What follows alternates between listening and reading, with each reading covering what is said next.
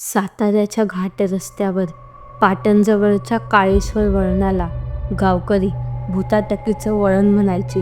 कारणही तसंच होतं. रात्रीच्या वेळी एक म्हातारी स्त्री रस्त्याच्या कडेला काठी हातात घेऊन उभी दिसायची. तिचा चेहरा नेहमी काळोखात लपलेला असायचा. रात्री अपरात्री जो कोणी वाहन घेऊन तिकडून जायचा त्यांना ती म्हातारी हात दाखवून थांबवायची. थांबल्या नाही तर काही वेळाने त्याच्या मागच्या सीटवर बसलेली दिसायची आणि शांत बसून तो वाहन चालक जिथे जातोय तिथे त्याच्यासोबत जाऊ लागायची. ज्यांनी तिला पाहिलं ते सांगतात की त्या म्हातारीचे पाय जमिनीला लागत नव्हते.